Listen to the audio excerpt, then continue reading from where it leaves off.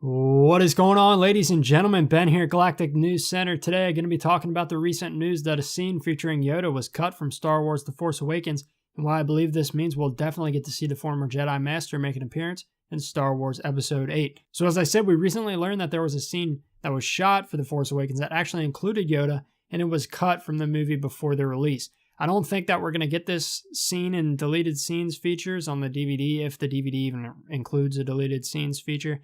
But that does raise interesting questions about the next two movies and how Force Ghosts will play into the movies with Luke and Rey. Now, it makes sense that Luke would be in contact with Yoda and Obi-Wan, and maybe even Anakin, we don't know, on the island while he was in hiding. Now, what they talked about when they were there is a different discussion, but if I had to guess, I would say that Obi-Wan and Yoda were helping Luke parse through the tragedy that had ensued when he tried to train a new class of Jedi. But I think the main reason Obi-Wan and Yoda would be talking to Luke would be to tell him that, yes, it is unfortunate what happened, but there is still hope for Rey.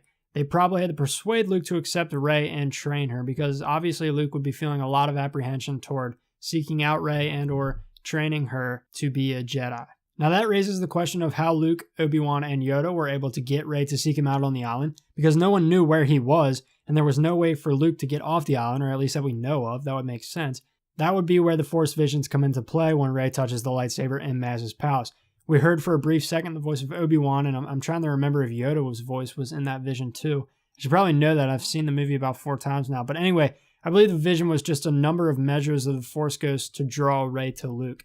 And that would make sense, because we see Rey search her feelings, and Luke was the first person she thought of when Maz told her that there was someone else out there calling to you. So how does all this play into Episode 8? Well, we see the Force Ghost of Yoda and Obi-Wan. I think we'll definitely see the Force Ghost of Yoda, again, for sure in communication with Rey, helping her through training and understanding of the Force, because while Luke has all these skills to teach her, Luke himself probably wanted the help of Yoda and Obi-Wan, as he believed himself to be unable to train someone by himself after the whole Kylo Ren situation went south. I think Yoda will try and help Rey understand why she was left on Jakku, because I think that's something that not a lot of people are talking about, that Rey's probably going to feel betrayed that Luke abandoned her in a way on Jakku. And I know it's definitely not for certain that Rey is a Skywalker, but in order for a lot of these theories to make sense, you have to start to intertwine them. So for the sake of videos and for the sake of speculation, a lot of the theories that I believe to be true, I kind of intertwine them into the same story to help them seem a lot more plausible. And I happen to believe that Rey is Luke's daughter. You can disagree if you'd like, but for the sake of this video, I believe Rey is going to feel hurt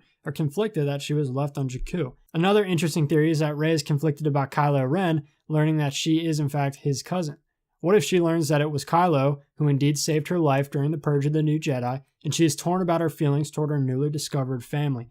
Much like we saw in Episode 5, I think Yoda and Obi-Wan will have to convince Rey that she needs to kill Kylo Ren, and if the movies are indeed following closely the path of the original movies, which The Force Awakens definitely did in regard to A New Hope, then Rey is probably going to believe that perhaps there is a good side of Kylo Ren and that he can be redeemed.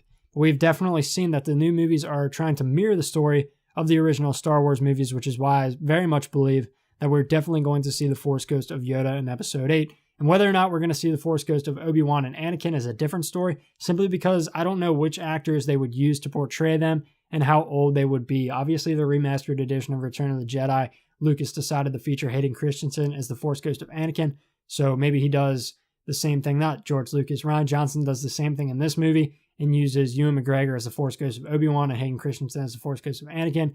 I'm not sure how that would play out, or if that would seem okay. I definitely picture the Force Ghost of Obi-Wan being the older Obi-Wan, and the Hayden Christensen Force Ghost never seemed right for me. So let me know what you guys think. Do you think we'll get to see a Yoda appearance in Star Wars Episode 8? And do you think we'll get an Obi-Wan or even an Anakin appearance as well? And what significance do you think the Force Ghost would play in the plot of the new movie? This has been Galactic News Center. Thanks for watching. I'm Ben, and as always, join me, and together we'll rule the galaxy.